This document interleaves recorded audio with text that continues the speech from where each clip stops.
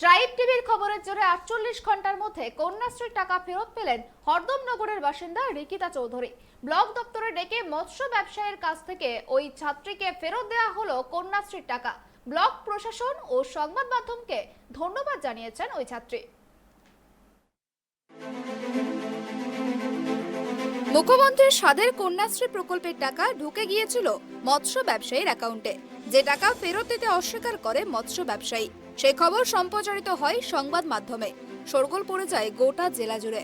তারপরে খবরের জেরেই প্রশাসন তৎপর হয়। ৪৮ ঘন্টার মধ্যে কন্যাশ্রীর টাকা ফেরত পেল ওই ছাত্রী। সংবাদ মাধ্যম এবং ব্লক প্রশাসনকে ধন্যবাদ জ্ঞাপন করেছে ওই ছাত্রী। খবর না হলে প্রশাসনের টনক নড়ে না খোঁচা বিরোধীদের। প্রশাসন তৎপর, পাল্টা তৃণমূল। মালদা জেলার হরিশ্চন্দ্রপুর ২ নম্বর ব্লকের অন্তর্গত হরদমনগরের বাসিন্দা রিকিতা চৌধুরী। এবছর উচ্চ মাধ্যমিক পরীক্ষা দিয়েছে রিকিতা। দৌলতপুর হাই স্কুলের ছাত্রী। বাবা অনাদি চৌধুরী কৃষিকাজ করেন। দিন আনা দিন খাওয়া পরিবার। কন্যাশ্রী প্রকল্পের টাকার জন্য আবেদন করেছিল রিকিতা। বঙ্গীয় গ্রামীণ বিকাশ ব্যাংকের খিদিরপুর শাখাতে অ্যাকাউন্ট রয়েছে তার, কিন্তু কন্যাশ্রীর ২৫,০০০ টাকা তার অ্যাকাউন্টে না ঢুকে সেই টাকা তালসুর গ্রামের বাসিন্দা মাছ ব্যবসায়ী দেবেন মহালদারের অ্যাকাউন্টে ঢুকে যায়। ঘটনা জানতে পারার পর দেবেন মহালদারের সঙ্গে যোগাযোগ করে রিকিতার পরিবার। প্রথমে তিনি টাকা ফেরত দিতে চাইলেও পরবর্তীতে টাকা দিতে চাইলেন না বলেই অভিযোগ ওঠে। তারপরেই ব্লক প্রশাসন এবং পুলিশের দ্বারস্থ হয় রিকিতা। এই মর্মে হরিশ্চন্দ্রপুর থানায় লিখিত অভিযোগ দায়ের করেন রিকিতা। একজনের কন্যাশ্রী টাকা কিভাবে অন্যজনের অ্যাকাউন্টে গেল তা নিয়ে উঠছিল একাধিক প্রশ্ন। দালাল চক্র চলছে অভিযোগ তুলেছিল বিরোধীরা। সেই খবর সম্প্রচারিত হয় সংবাদ মাধ্যমে। আর খবর সম্প্রচারের পর ৪৮ ঘন্টার মধ্যেই হরিশ্চন্দ্রপুর ২ নম্বর ব্লক কার্যালয়ে ডেকে রিকিতাকে তার প্রাপ্য টাকা দেয়া হলো। ওই মৎস্য ব্যবসায়ীর কাছ থেকে বিডিও বিজয়গিরির তত্ত্বাবধানে টাকা ফেরত দেয় রিকিতাকে। কন্যাশ্রীর টাকা পেয়ে স্বস্তির নিঃশ্বাস ফেলেছে রিকিতা এবং তার পরিবার। তারা ধন্যবাদ জানিয়েছেন সংবাদ মাধ্যম এবং বিডিওকে। ছাত্র রিকিতা চৌধুরী জানান, সংবাদ মাধ্যম এবং প্রশাসনকে ধন্যবাদ। এই টাকাটা আমার অনেক কাজে দেবে। নার্সিং ট্রেনিং এবং কলেজে ভর্তি হব। আমার বাবার তো তেমন সামর্থ্য নেই। মানে যে টাকাটা ঢুকেছিল অন্য ব্যাংকে, সেই টাকাটা ফেরত দেওয়ার জন্য এসছিল কাকা। তো সেই টাকাটা বিডিও সাহেবের সামনে আমাকে ফেরত দিল। কত টাকা পেলে আজকে? 25,000। আচ্ছা, কিসের টাকা ছিল এটা? কন্যাশ্রীর টাকা। আচ্ছা, ফিরিয়ে পেলে কেমন লাগলো? ভালো, মানে এটার জন্য ধন্যবাদ জানাচ্ছি সংবাদপত্রকে, যে আমার টাকাটা ফেরত পাওয়ার জন্য। ওটা না হলে, সংবাদ না হলে টাকাটা হয়তো ফেরত পেতাম না। কতদিন ধরে ঘুরছিলেন এইভাবে? 1 মাস। 1 মাস ধরে ঘুরছিলেন? কোনো কাজ হয়নি? না, চেষ্টা করছিল, তো হয়তো দেরি হতো, আরও অনেক দেরি হতো হয়তো। আচ্ছা, 25,000 টাকা পেয়েছো আছে। এই যে 25,000 টাকা পেলে, কি করবে এই 25,000 টাকা দিয়ে? আমরা এই যে নার্সিং কোর্সটা করছি, সেটার ফিস তো দিতে হবে। তারপরে আবার তার থেকে কলেজে ভর্তি হব, তার থেকে বাবা তো সেরকম কোনো কাজ করে না, তো সেটা থেকে সুবিধা হবে। অন্যদিকে দৌলতপুর বিদ্যালয়ের পার্শ্ব শিক্ষক সুরজিৎ রায় জানান, কোনো একটা সমস্যা হয়েছিল, প্রশাসন খতিয়ে দেখে সেই সমস্যার সমাধান করলো। সেই মেয়েটি টাকা ফিরে পেয়েছে, আর কোনো সমস্যা থাকলো না। অফিসে এসেছিলাম। কি হলো আজকে? বিডিও সাহেব ডেকেছিলেন যে সমস্যাটা হয়েছিল কন্যাশ্রী টাকাটাকে নিয়ে, সেই টাকাটা বিডিও সাহেবের তত্ত্বাবধানে যার অ্যাকাউন্টে টাকাটা ঢুকেছিল সেই ভদ্রলোক এসেছিলেন দেবেন মহালদার।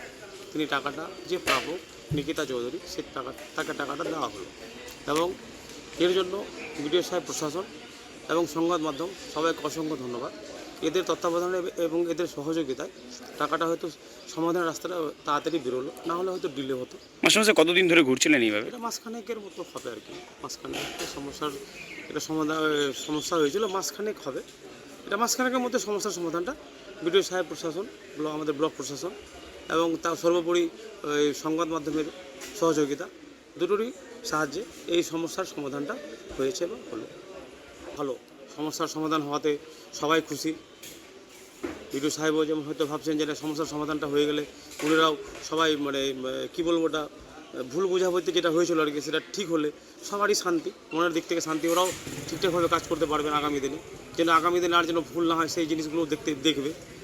তত্ত্বাবধানে রেখে আর কি কাজগুলো সব সুষ্ঠুভাবে যেন হয় সেটা ওনারাও দেখবেন।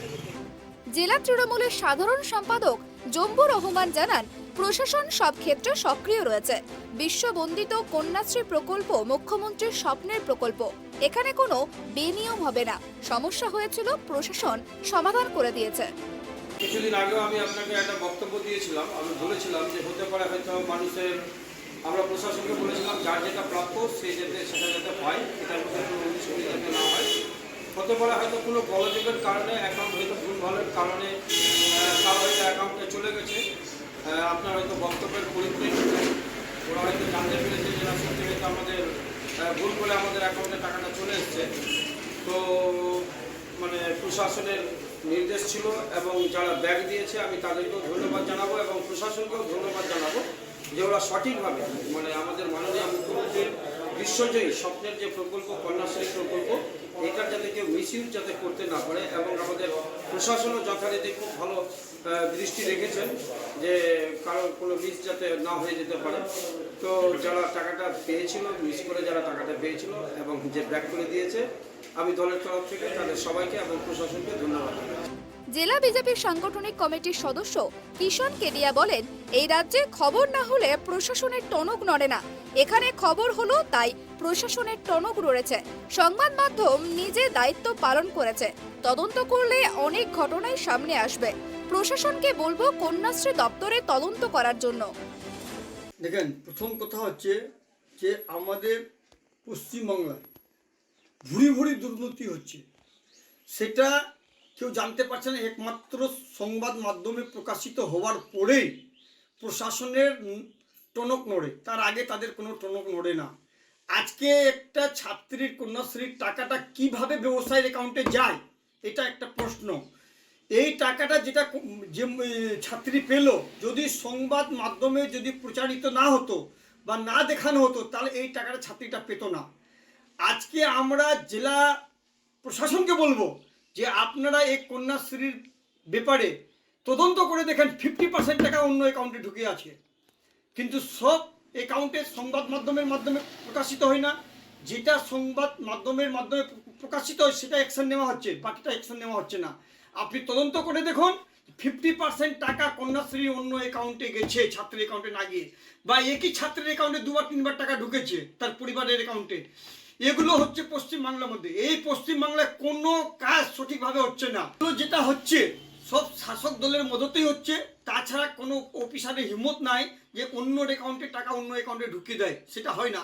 সেটা হতে পারে মিস্টেক, 100-র মধ্যে 1-8টা অ্যাকাউন্টে ভুলবশত টাকা ঢুকে যেতে পারে, কিন্তু 50% অ্যাকাউন্টে টাকা ভুলবশত ঘুরে না। কিন্তু আজকে যদি আমাদের পশ্চিমবাংলার মধ্যে যদি সংবাদ মাধ্যম যদি না থাকতো, তাহলে মানুষ রেহাই পেত না। সংবাদ মাধ্যমে দেখানো হচ্ছে বলে প্রশাসনের টনক নড়েছে বলে কিছু সুবিচার পাওয়া যাচ্ছে, না হলে এটা পাওয়া যেত না। প্রসঙ্গত, সংবাদ মাধ্যম হলো গণতন্ত্রের চতুর্থ স্তম্ভ। এর আগে এই এলাকায় কন্যাশ্রী টাকা নিয়ে বেনিয়মের অভিযোগ উঠেছে। এই ক্ষেত্রেও রিকিতা দাসের পরিবার তার টাকা ফেরত পাওয়ার জন্য বারবার দপ্তরে ঘুরছিল। তারপরে সংবাদ মাধ্যমে দ্বারস্থ হয়। এলাকাবাসীর অভিমত খবর হয়েছিল বলেই প্রশাসন তৎপর হলো। মালদা থেকে রুহুল আমিনের রিপোর্ট, ট্রাইব টিভি।